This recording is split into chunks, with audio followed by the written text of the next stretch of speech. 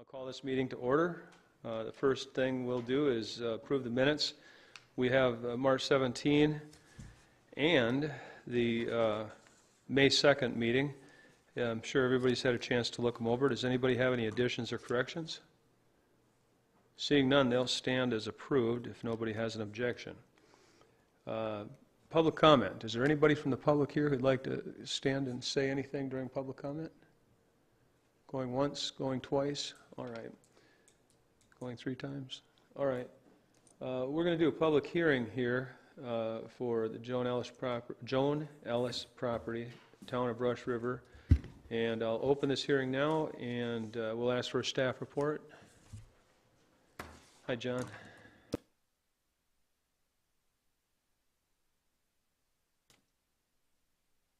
Good afternoon, Mr. Chair and committee members. The first item on your agenda tonight is a public hearing for a rezoning of property in the town of Rush River.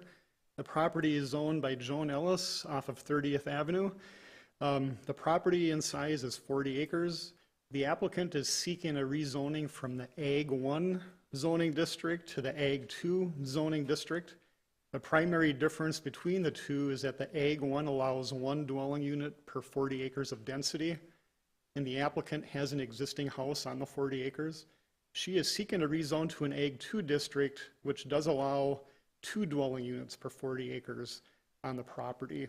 And the additional dwelling unit would be for her son. If approved, the applicant will still need to go through a certified survey map process, which is done administratively with the county. The next few maps will just show some location maps. So the subject property is shown in red, about 2 miles south of I-94 from the Hammond interchange. And here's a property, 30th Avenue, abutting the site to the south. Next photos are some aerial photos. You see the existing homestead on the 40-acre piece. According to the applicant and some of the materials she submitted, the second dwelling unit would be off of 30th Avenue, kind of in this general location where my white cursor arrow is on the property. 30th Avenue on the south. We do have some scattered homesteads to the east and to the north. And then this next map is just a topography map to give you a feel of the drainage of the property. You'll see that most of the drainage flows to the center, which is then taken by an intermittent stream out to the east and off of the property. Again, you can see the homestead over here on the bottom left. And then these are 2-foot contours, so the red lines, the difference between the red lines represent a 10-foot elevation difference.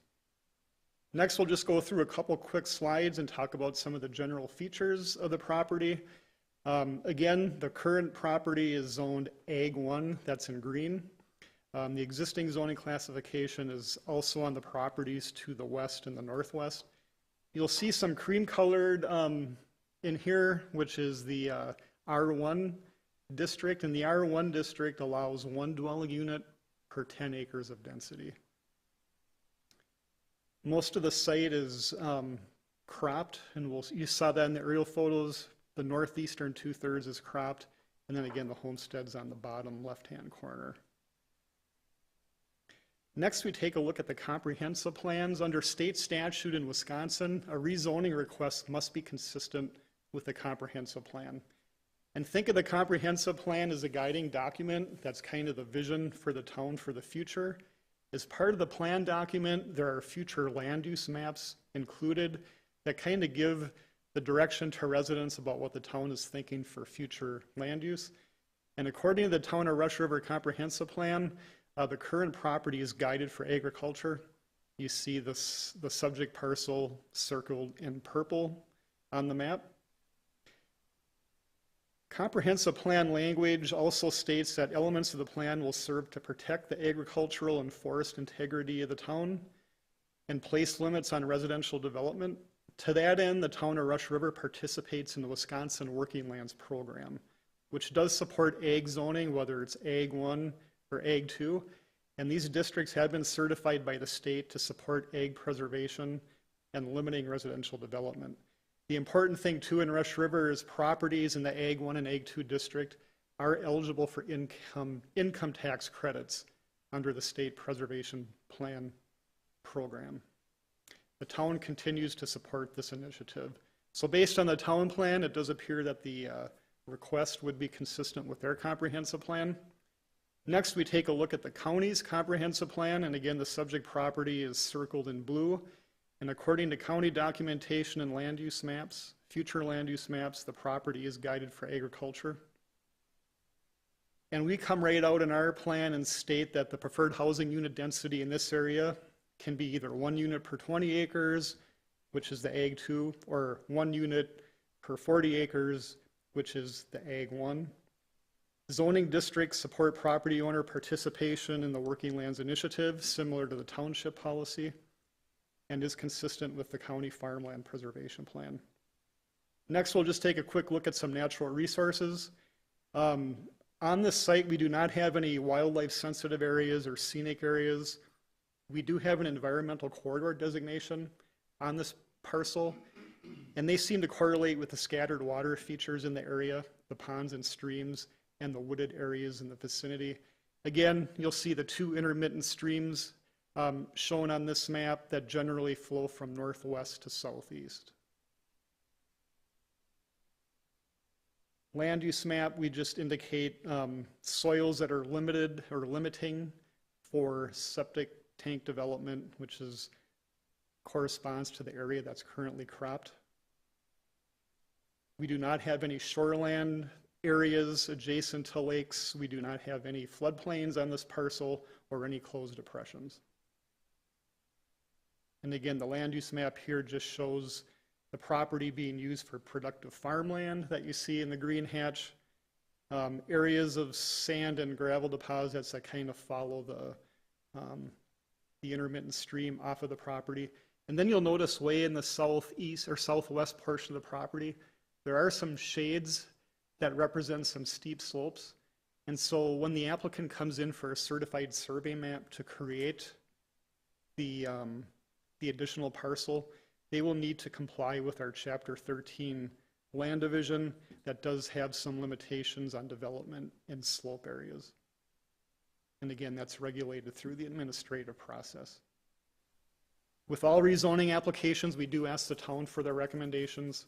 On February 9th, 2022, the Town of Rush River Town Board did recommend approval of the zoning request at their town board meeting. Next, we just look at some policies that apply to the application.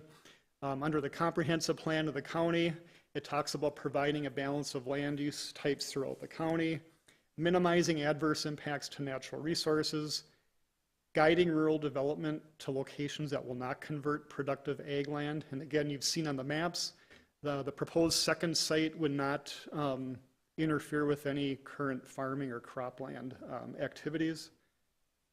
Items 4 and 5 just talk about updating the county ordinances. Back in 2019, we spent about 2 years going through a comprehensive revision to our zoning ordinance. The Town of Rush River was an active participant in that process. And then development in the county shall be consistent with the character of the surrounding neighborhood.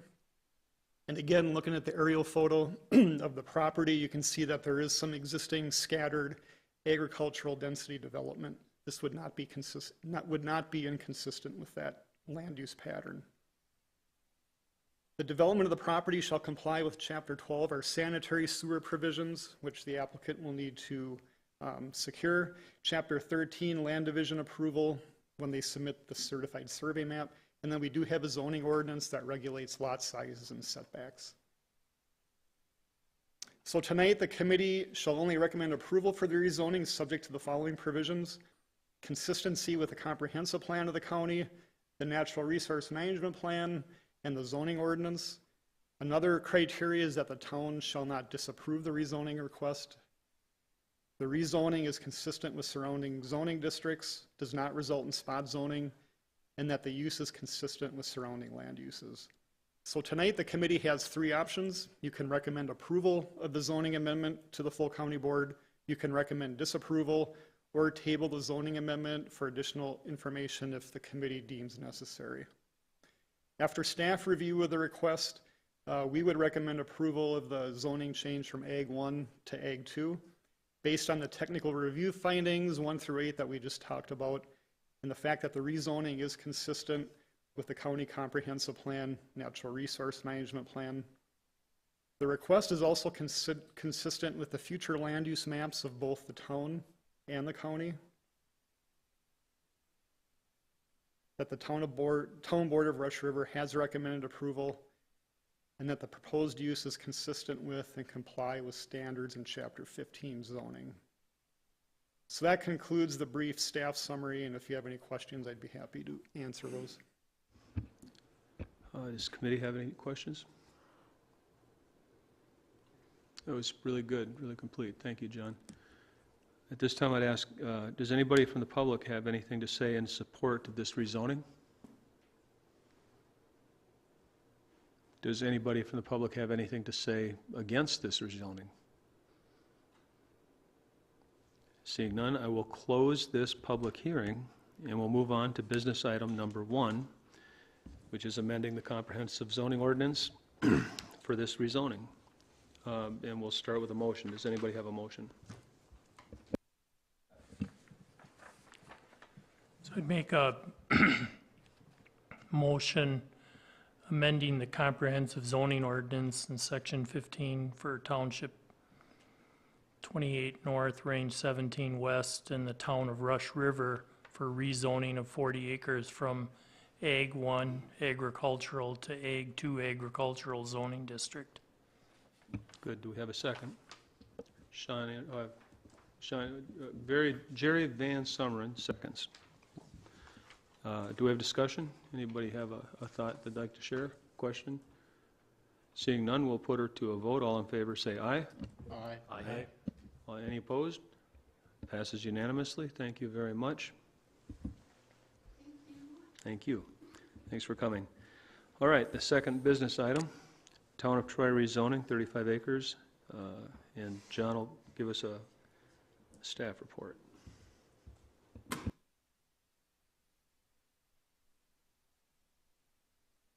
Could we start out explaining why Town of Troy is different than Town of Rush River and how that? Yes, I was just going to get into that.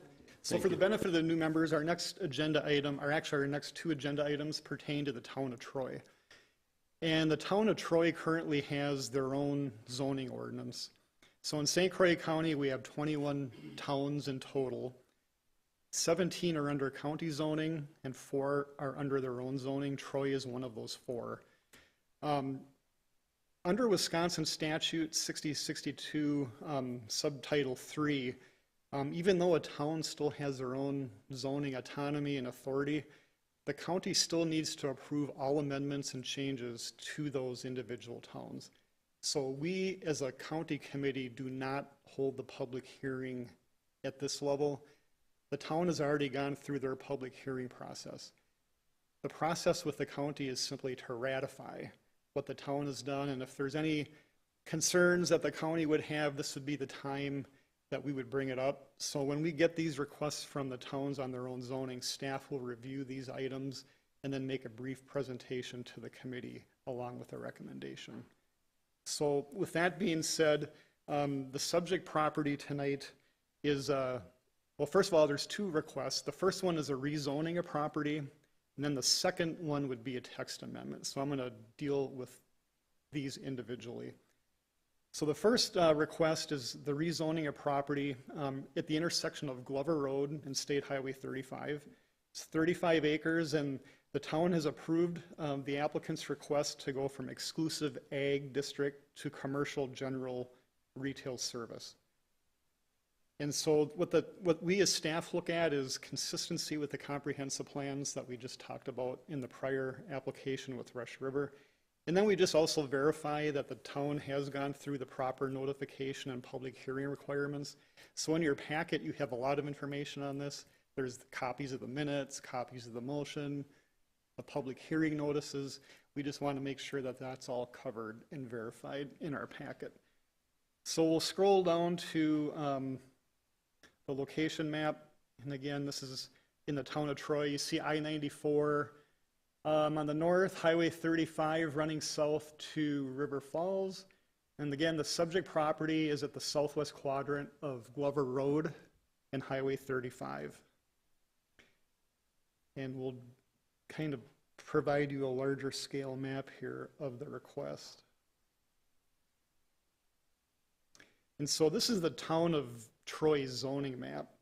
And it's kind of hard, well, I'll scroll over to the key, but you can see the crosshatches over the subject property, which is circled in pink right here. And then the city zoning ordinance, that district corresponds to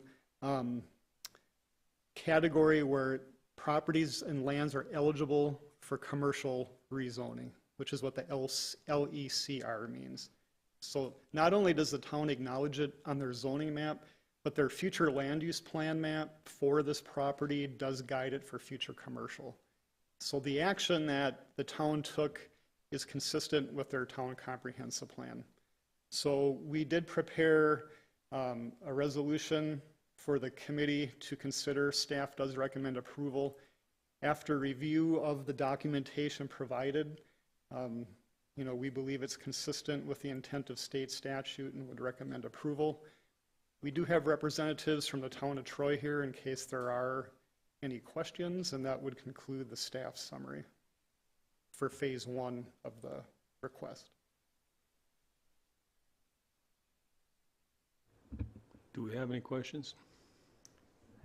And there is a draft resolution for you to consider on page 48 and 49 of your packet.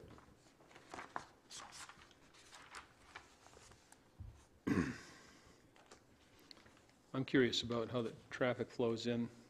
Is it coming off at Glover Road if they're going to do retail on 35 acres?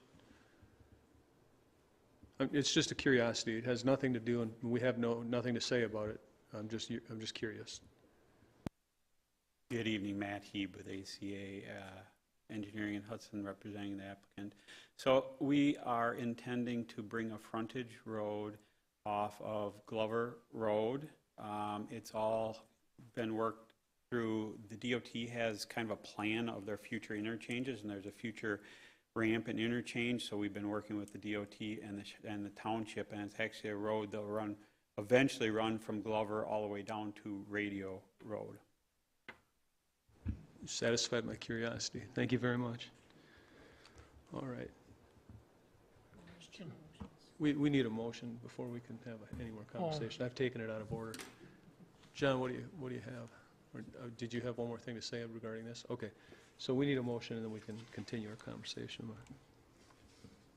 Does anybody have a motion regarding Sean? I'll make a motion approving their Town of Troy rezoning 35 acres from exclusive agricultural zoning district to commercial general retail and service zoning district. Very good. Do we have a second? Ryan Shirley seconds. All right. Any further discussion? Scott? Just one quick question. When I was going through the review on this, do you know, I was trying to look, and I may have overlooked it, but did they have anything on that particular parcel regarding the purchase development rights?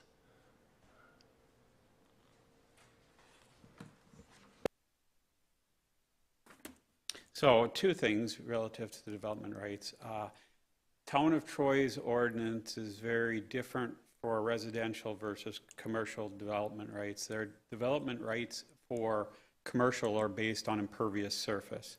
So we've gone through the impervious surfaces, and there's a base density, base development rights that are associated with the property, which allow a certain impervious area, and we're not above that impervious area. We could, if anything were to change, bring in up to double. You can bring in up to double with development rights, but as of right now, we have no need to bring anything in additional to what is already provided on the property. Thank you. Any further discussion? Then let's put it to a vote. All in favor, say aye. Aye. Any opposed? Same sign. The motion passes. Moving on. We have a resolution approving zoning ordinance text. And again, John will give us a staff report on that.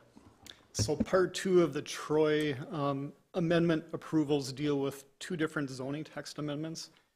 So under Chapter 170 of the Town Code, They are looking to amend 2 sections, one to amend what's allowed in their commercial general retail service district, and then making some amendments to their mobile service facility and mobile service support structure language. I'm not going to spend a lot of time on this other than to say that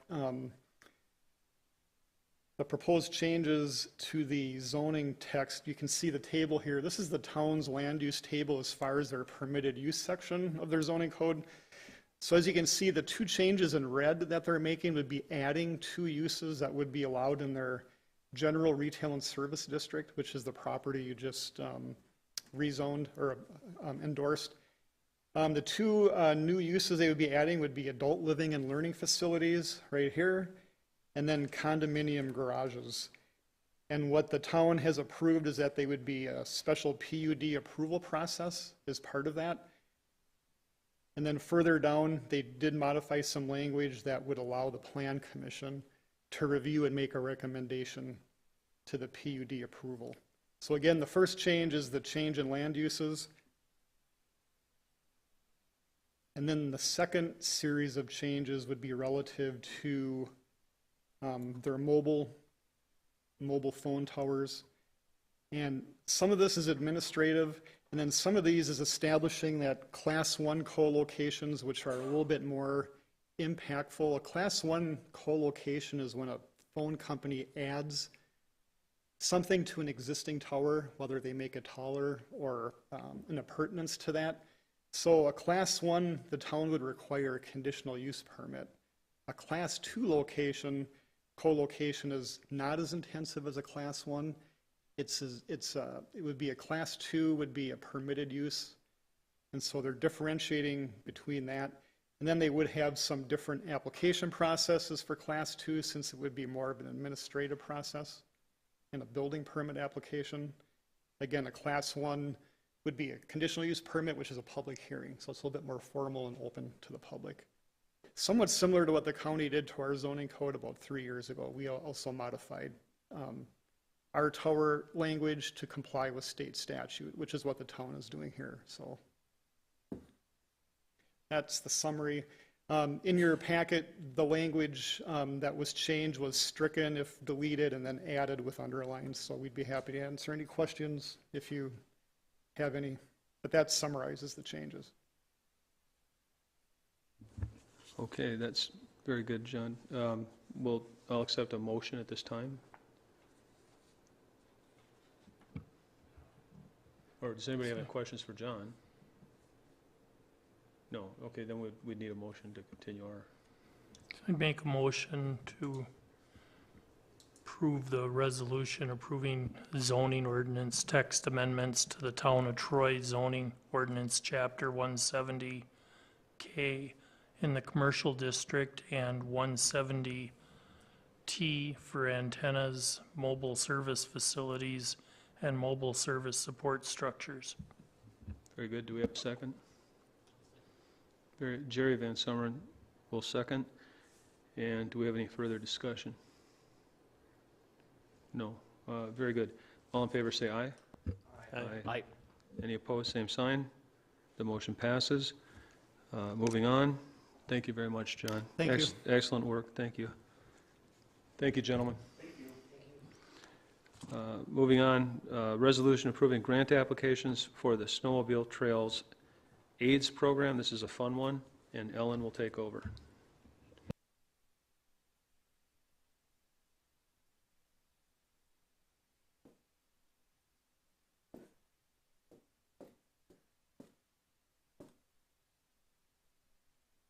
So St. Croix County has been a supporter of the snowmobile program with the local snowmobile clubs for decades. And what we do is a partnership. The clubs do all of the private land trail management, putting up signs, getting easement agreements with local property owners, that kind of thing. The county has trails through our county parks and on the Wildwood Trail, for instance, and the county assists with the purchase of signs, that kind of thing. We run the money through our accounts, and then we also apply for the grants that pay for the grooming and all that kind of thing. And when we submit, if we go over or if there's any additional costs, we submit supplemental grant requests, and then all that money comes back in. And pretty much, this is a no-cost to the taxpayer program. It's fully paid for by state grants, which come from funding through the gas tax and other sources, registrations of snowmobiles, that kind of thing. So every few years, we have to have a resolution of support. This particular time, the resolution we had actually was still in effect, but these snowmobile clubs wanted to increase the mileage. They were able to negotiate that agreement, and so the mileage went up from about 220 miles to about 220 something, 25, to 237. So the state requires that if there's anything that's not perfectly accurate in the resolution, we have to have a new resolution. So that's what happened. We actually need to have this done. It's overdue to the state, but they allowed us a grace period due to the election. So this would be good for 4 years, and I did change the wording in the grant to say maintains over 235 miles. So that will mean that we won't have to update it until 2025. So hopefully going forward, unless there's a lot more miles, but the miles are not needed in the resolution. I simply didn't want to take it out completely because you guys were used to it being in there, and so I thought a compromise would be to say over 235 miles. So with that, are there any questions? Let's just hope for some snowy winters now. Correct. Oh, I'm a skier, and I like to snowmobile. Okay, so we need a motion, please. Jerry, go ahead. Make a motion that we adopt a resolution approving the grant applications for the Snowmobile Trail Aids Program and adopt the changes that have been made. Very good. Do we have a second? Ryan Shirley seconds. Any further discussion? Seeing none, let's put her to a vote. All in favor say aye. Aye. Aye. Any opposed? Same sign. The motion passes. Moving on, Ellen will continue with a presentation on the status of the St. Croix National Golf and Event Center update. Thank you. So this was a request from board to have an update on this. For those who were not here before, about a year ago, we had, maybe a little more than that, we had a request from the owners of St. Croix National Golf and Event Center that they were considering reestablishing a downhill skiing area. There used to be, many years ago, in St. Croix County, 3 different downhill skiing areas: Birch Park, Snowcrest, and one other one, name escapes me. And so anyway, all of those went out of business quite a long time ago in the 80s, early 80s, and one of them has been totally turned over into a residential subdivision. This one remains a golf and event center situation, and they feel it would be possible to bring back some of those downhill ski hills. The county's current ordinance is very protective of steep slopes and has been for many, many years, and it did not allow for this type of facility. And so at that time, the board did instruct us to research and prepare some language. We have what we call a cleanup ordinance. The county adopted new Chapter 15 zoning, which replaced Chapter 17 zoning about 2 years ago. We had promised that we would be doing an ordinance after a couple years of utilizing that ordinance. Usually you find little things that don't work, typos, mistakes, that kind of thing when you have a new ordinance. And we have a long list of those, and the timing worked out that these items are all have been incorporated into that cleanup ordinance, which we have intentions to bring to this board for an initial review next month, and then request, if there aren't a lot of changes, then request a public hearing, perhaps the month after or the month after that. Then it would go to county board for adoption after the public hearing and action by this committee to recommend. So to give you a little more information, in the meantime, the St. Croix National Golf and Event Center, which had submitted an application, basically has never responded to our request for additional information regarding the downhill skiing facility. They have not, for a variety of reasons, been able to provide any answers to our questions and additional information. Some parts of that have to do with needing a variety of actual applications we've been dealing with, have to do with how overworked the surveying community is right now. And the surveyors people are being told 6 months to a year to get a surveyor out to do work. So That's just the situation. That's not the only part of what was wrong here. Anyway, in the meantime, St. Croix National Golf and Events Center decided to do a different expansion, a portion of what they had originally envisioned. That's already been approved, went through the Board of Adjustment back in February, and they are moving forward with their remodeling on those items this spring and summer. As far as the skiing facility, again, nothing's been submitted to us, no separate application, no corrections to the previous application. So until that would come through, it's not really urgent in any way. And in the meantime, we do have this language. I wouldn't really suggest we discuss the language right now, as it will come up more appropriately, but just to provide you with that information, everywhere you see one of these red arrows is the language that we have drafted based on our review of other ordinances in other communities, and that would address allowing downhill skiing as a use, conditional use in St. Croix County. Any questions on the update? So when we talked about this before, you asked for guidance from the committee, and we said we'd like to see language that allows for downhill skiing, and this is the result of that? Yes. Very good. Thank you. Any other questions? This is not an action item, it's simply an update. No questions? Then we'll move on. Thank you. The next item is questions and discussions regarding remember we had the annual reports that Ellen had shared, and if anybody had questions based on your own personal reading of those annual reports from 2019 and 2020, I'd give you a chance to ask Ellen any pointed questions on what you might have. Hey, what's going on here? What's going on here? Could you give me more information about this? If you have anything that you'd like to bring out.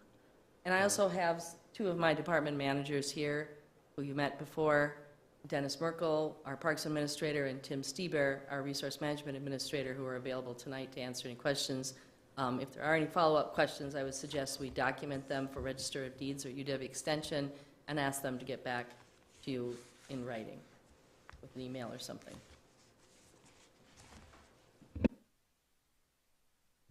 Who wants to go first?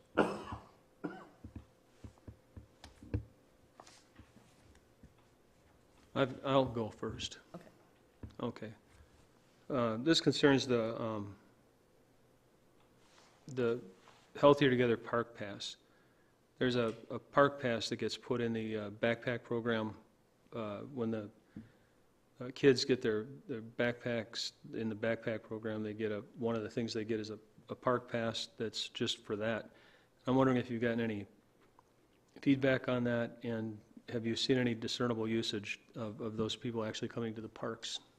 So let me back you up just a minute and make sure that you're clear on exactly what it is. So there is a program, Healthier Together program, and it is not part of the Backpack Sent Home with Children program. That's like a help students. It's sent home, and it's like a part of a food shelf program. This is a separate program that's done through Public Health and Health and Human Services Department in both St. Croix and Pierce counties, and it is also done in conjunction with all the public libraries in both counties. So what happened, has happened 2 years in a row, and this second year what we did is we created a special park pass just for the Healthier Together program. It looks different from all our other park passes. It is good for 2 years, so it makes it a little easier on the libraries, so they aren't waiting for that replacement pass to show up.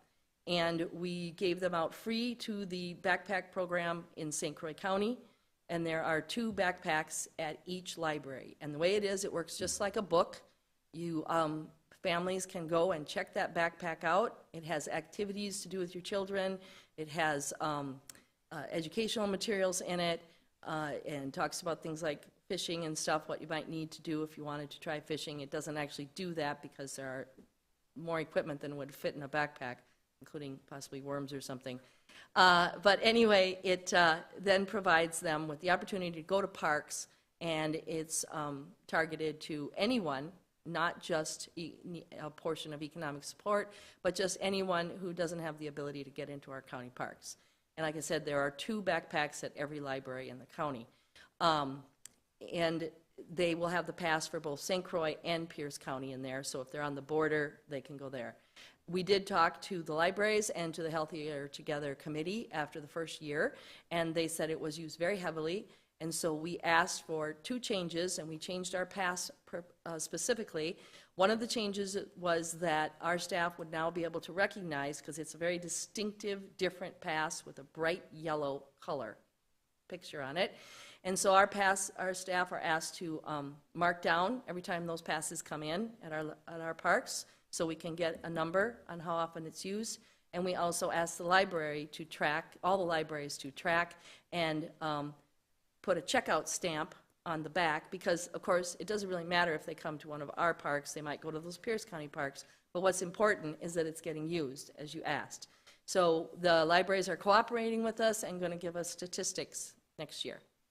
And that was part of our agreement, that to help us to know if this is getting use and if it's valuable, and the other way. And then what we did for Pierce County is we thought that since that would be subsidizing their parks, we compromised and gave them the park passes at half price, so that we weren't, because these are annual passes that we sell for $30 each. But there's 2 backpacks in every library in Pierce County, and so there's one of our passes in every one of those backpacks. And that's what we did. So I do get a lot of requests for donated park passes, and I have discussed that with Administrator Witt, and we try to find a compromise.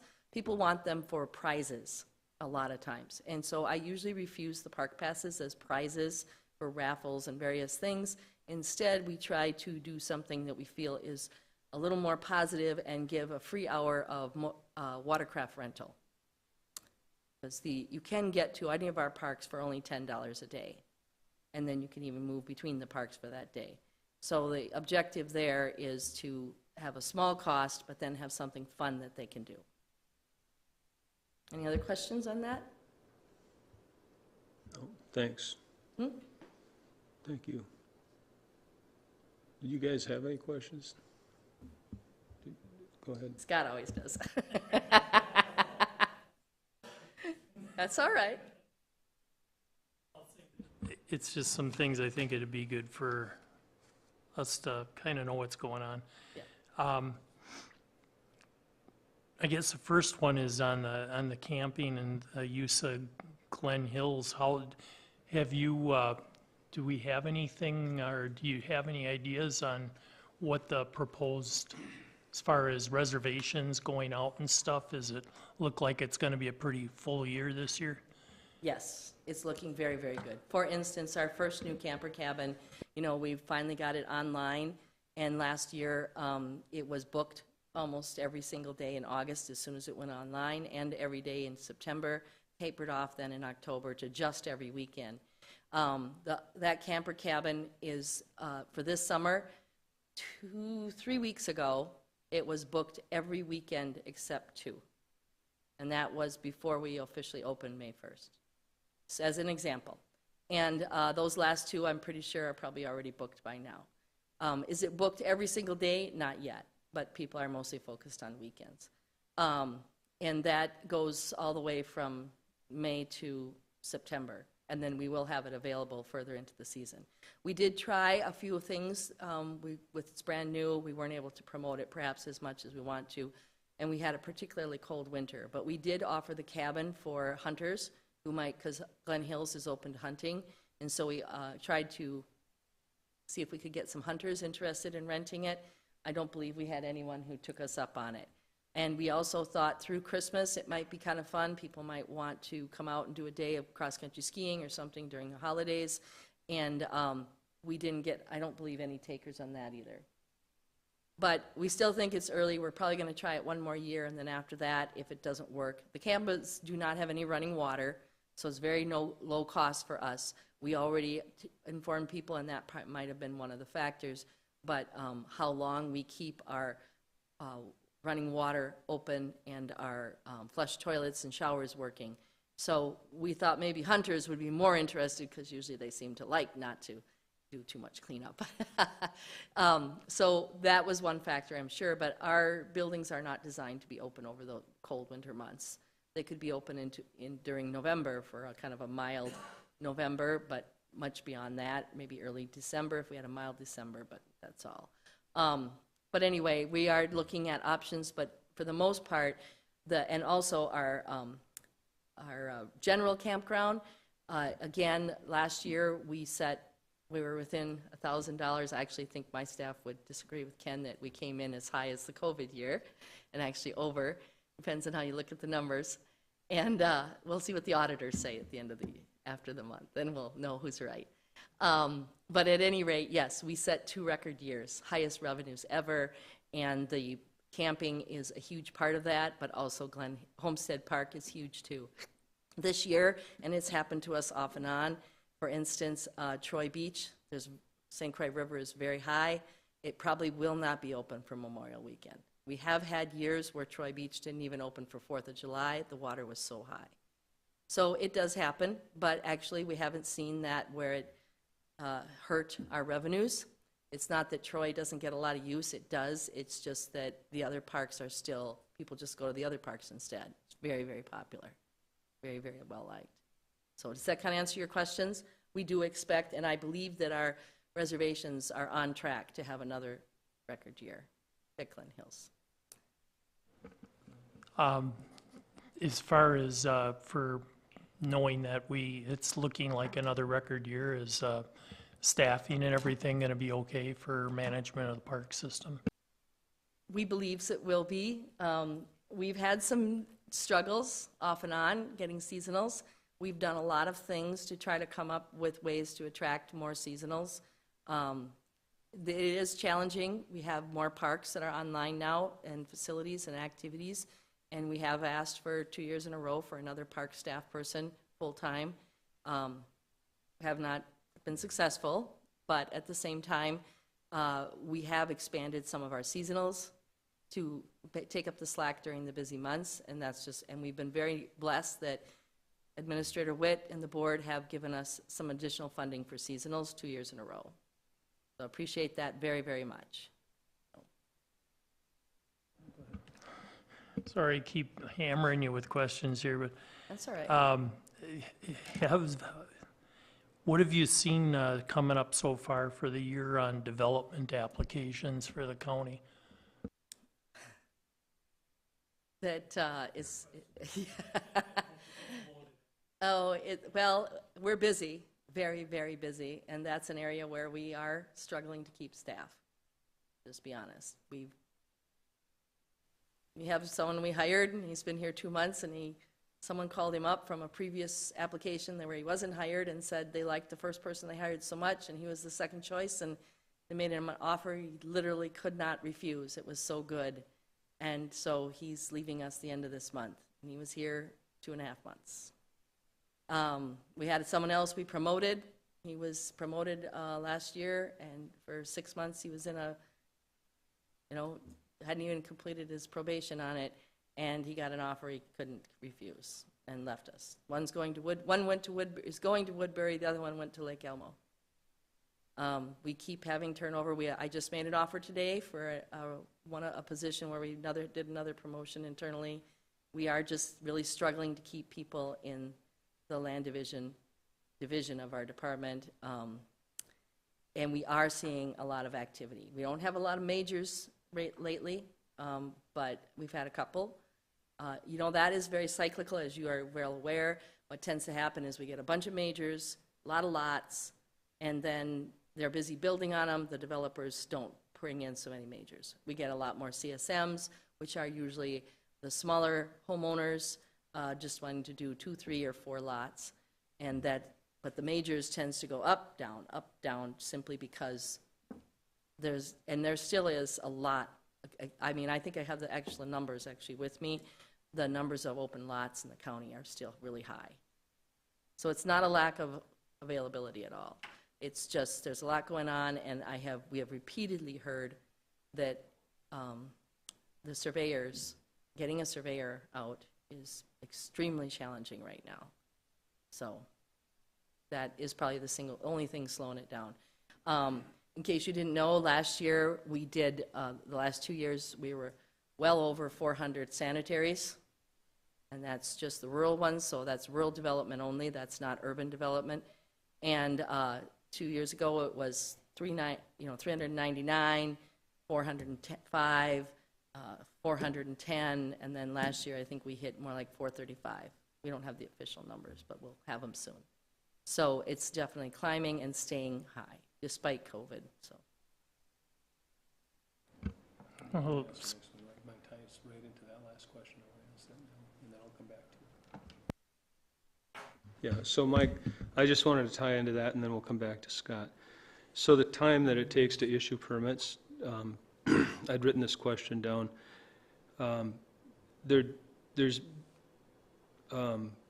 How's it going for the people who are waiting for those permits? Do we need to do something I know that it's so challenging with the staff situation. What's it like for the contractors and the business people who are waiting for those permits? Are they having frustrations, and what can we do to help? Is there anything that we can do as policymakers to help with that process to improve the service that they're getting? Because I know the challenges that you're facing. Well, as you're aware, I believe you remember this, that we have a series of deadlines that we have to meet with all permits. The only exception to that is when people have incomplete permits, and we ask for materials that are clearly identified in our ordinances, and they don't get them to us. For instance, the skiing proposal. First of all, if they had actually completed the application, since it's not allowed until the ordinance is amended, it would have got it denied, so they didn't have an incentive. But they also didn't get us the additional information, which would have created pressure to get it done. So that one is that's an example of where we can't, it's kind of a circular thing. Another thing is when we have, for instance, we have a situation right now with a violation, a very, very extensive violation. And one of the things that needs to be done in relation to that violation is have them come in and get after the fact permits, although we'll see how that goes. But they have to also get a surveyor before they can do the after fact permits, and we can have concrete things about what they're allowed to do, and they can't get a surveyor. So sometimes things sit because of something, kind of a cyclical problem, which came first, the chicken or the egg. On the other hand, when it comes to our CSMs, we are meeting them. We are down, normally there are 6.5 people in that division. We are down right now to 4.5, with one leaving. We'll be down to 3.5. So bottom line is, I can't keep people because we aren't paying enough. But we keep hiring people, and we keep hiring good people, but we have to train them from the very beginning. We're trying to add more training. We're trying to find more resources. We're doing as directed. We actually have are researching and have a plan to outsource a couple things, at least temporarily. So we're trying to do what we can to keep ourselves ahead of all the deadlines, because it's not an option not to meet deadlines. The deadlines exist for all subdivision review, certified survey map review, land permit review, land use permits, any kind of item that conditional use permit or variance that goes before the Board of Adjustment. We have deadlines that must be met.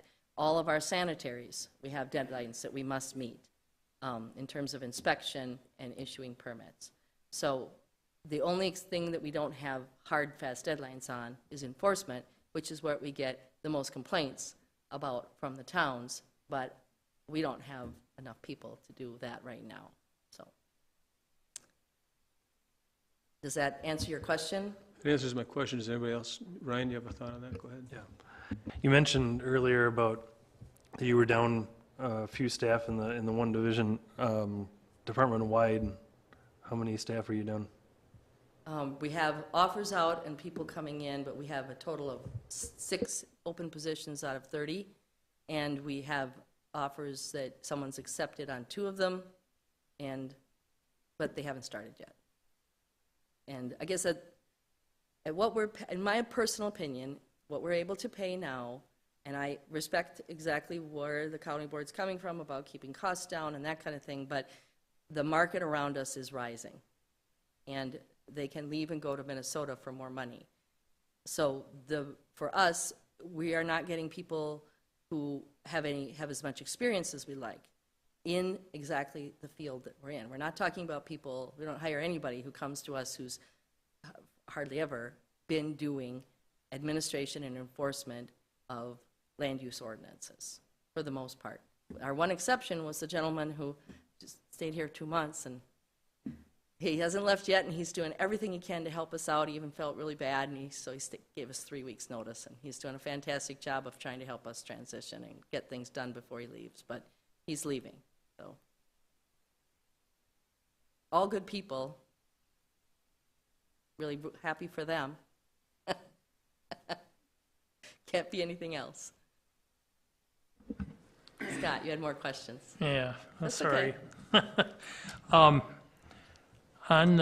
Have we created, or and this might be one for land and water, but have we done any mapping and cross-referencing from Pout's replacement systems as to different soil areas where they've got karst or issues where we would have potential for higher potential for infiltration? Yeah. As you know, we have a directive from the county board from 2017-18 to implement our groundwater management, or our groundwater protection and quality and improvement plan. And we've been implementing that every year and doing our very best. And we have a lot of happy people. We're doing a lot of education. We're doing those screening clinics. We have a lot of people who come to those clinics and get initial information, and then we're able to advise them that you're in the gray area, you really should have a complete test done, that kind of thing. Very, very popular. And we've also had our staff person, Adam Mead, has done extensive, each person, we've had 3 people in that position since we started it, but each person who's been in it has taken it even farther and has done a great job of analyzing well data that we've gotten from the DNR, that we had ourselves, and putting them into databases and map them, and lots of really interesting information and data. But I don't know if we've tied it to karst, so I'm going to turn that one over to Tim.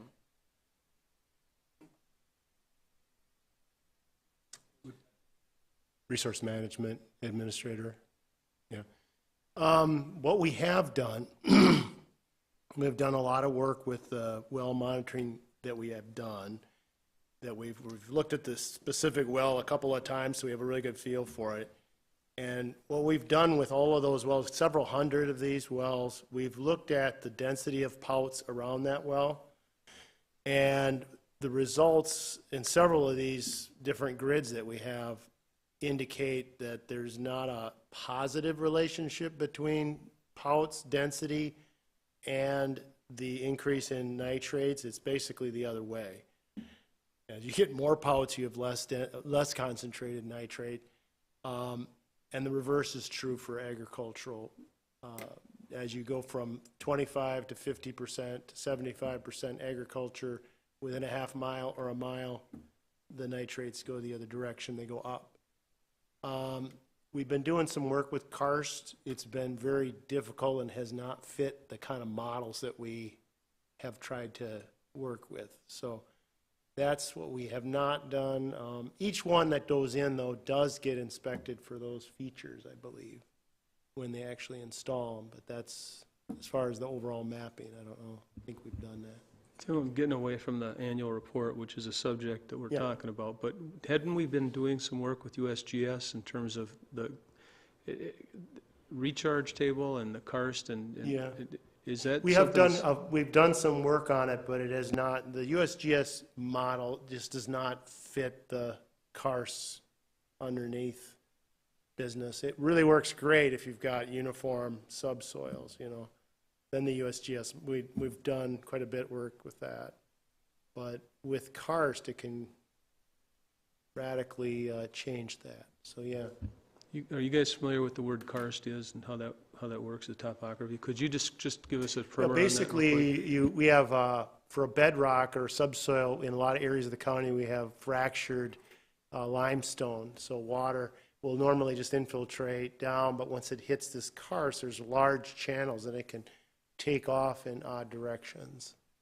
And so it's a real challenge because you can have pollution go from 25 or 30 feet to, you know, down to 250 feet really quickly, or go laterally. So one thing about karst is you'll tend to have sinkholes. As you farm and take off, say, permanent vegetation, there tends to be a weakening of the soil surface, and those create sinkholes down into the subsoil. That's where that comes from. So anytime you have sinkholes, you're probably sitting in karst, and that's, we have a good chunk of our county has got karst underneath it. Thanks very much. Okay, do you have anything else? All right. I just had one more thing, and it was to ask you about the recycling. How are the costs from the vendors right now for the clean sweep, and is there any chance we could go back to 2 events a year, or are we going to be looking at higher costs again? We just had a couple meetings on that. So, yeah, and you will note in the annual report that we talked about how we went down from 2 to 1. And we had one again last year in 20, that was in 20, and then last year in 21, we only held 1. And this year, we are only scheduled to hold 1. One of the few differences is that we are now going to use LRI, Logistics Recycling, Inc., out of Somerset, as the vendor, and we hope that that will reduce the costs a little. It probably would not reduce them enough to hold 2 events. The other thing we're doing is making a couple changes since it's right in our county, and there'll be the vendor. We're looking at having, a lot of it is mobilization costs and the time frame that people are on site, the staff they have to bring in. And so we just made that adjustment this past week, in that we're going to have the farmers and the very small quantity generators, churches and small businesses, go directly to logistics recycling with a voucher from us, and then that will be a way for us to track it like we always do, to report to the state as part of our grants, and also as a way for us to monitor how much, which we always have to report the quantities of hazardous waste that we remove from the waste stream and safely dispose of. So that will also open up a few more hours for citizens to come through. So that's what we're going to do, is open it up just a little bit, because again, we're trying to save mobilization and personnel costs. And then the next thing we're going to be looking at, and I don't know if it will work right now, technically, people can year-round go to Logistics Recycling, Inc., LRI, to pay for themselves the disposal of their household hazardous waste. We haven't gotten a lot of people who are excited about that, and if you will recall, in our annual report, we talk about how the last 2 years, we've, in order to keep the costs down and keep the amount of the levy of money, that, because the household hazardous waste, the grant that we get for that is usually anywhere from $14,000 to $19,000, and the cost is usually around $70,000. So that is very heavily on the levy, and to try not to have it keep going up, up, up, we've been charging for paints originally the first couple years that we did it, and now we charge for paints, stains, and anything similar, which residents aren't happy about it, but it's one of the things we are trying to do. Again, we're trying to find creative ways to keep having these programs without having the levy costs go up even more. And if they have to go, some people will go directly to LRI and just pay for the sheer convenience, but we do know that a lot of the people who bring things in are in different various age groups, the elderly, usually cleaning out homes, moving into different types of facilities, and so you see a lot where they're not willing to pay. But, so it is. We've also flattened the price to make it easier for us to go through. Originally, first year, we charged different amounts for different size cans. Now, and you've always been able to bulk it, as we call it, just at your home, fill up a gallon container, and bring it in with it all mixed together. A lot of people won't putz with that. The price is the same whether you bring in this big, and the only other price is for the 5-gallon pail. I know that's a harsh decision, but sometimes tough decisions have to be made. So that's what we do. Sure. So what is our net cost? You know, now that we're having them pay for paints and stains, what do we actually spend roughly? Like I said, the budget is, from the levy is about 70,000, and so the costs are about 90, Okay. 85, 90. And every year, the county board has been extremely supportive of this program, but there's also, you know, it went up pretty rapidly for about 2 years in a row there, so we tried to find ways to handle it. But that includes the cost that we're charging the residents as well? Yes, Okay. yes. Thank you, Ellen. I just throw out there, the real beautiful thing of this is that it really creates it helps keep stuff out of the water. You know, the paint, the ag chemicals, the stuff that people used to just take out behind the barn and just dump. I'm sure some of that still happens, but probably a lot less. So, okay, I think, any other questions for Ellen regarding the annual reports, and we've drifted a little bit, but any general? Thank you. Ellen, thank you so much for allowing us to do this. Yep. And welcome if either of the new board members or any of the existing board members, returning board members, would like to come in, have any specific questions. I know that both myself and any of the other administrators, and also I'm sure that our Register of Deeds and our extension people would be happy to answer questions and give you an overview of the program and anything like that. So, and then.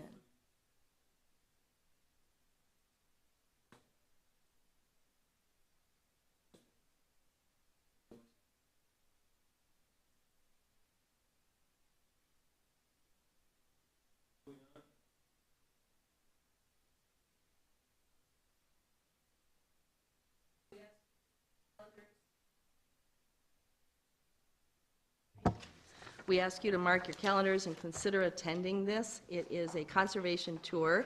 This committee is officially the Conservation Committee under state statute, and there will be there are 9 counties in our region, and every year a different county provides a conservation tour, and it is our turn again, finally.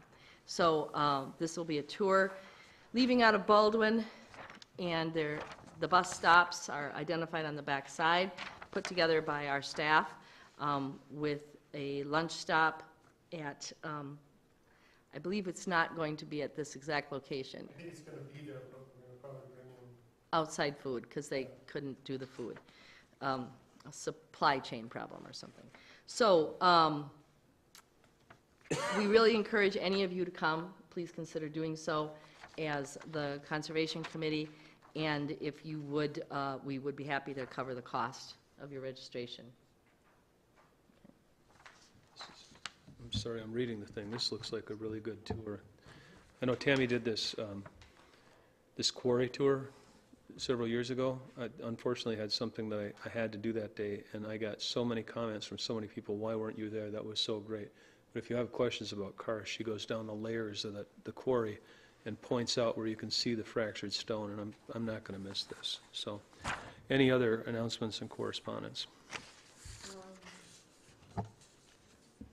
Don't believe so. Okay, moving on, request for future agenda items. Is there anything you'd like to see discussed at this meeting, anybody? You're welcome to add things by email, send it to me, send it to Ellen, and throughout the month, if you don't have anything tonight. Okay, the date of the next meeting is Thursday, June 16. I'm sorry? Oh, Sean. Yeah, I understand the next meeting will be June, and it might be earlier than usual, but just like a very rough estimate on budgetary changes for next year, this department. I understand that it'll change, but just a starting point, I guess.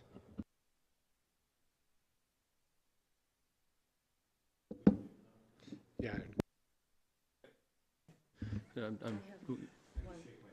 Yeah, we're shaking our head. And, I have go ahead. we need to talk about that.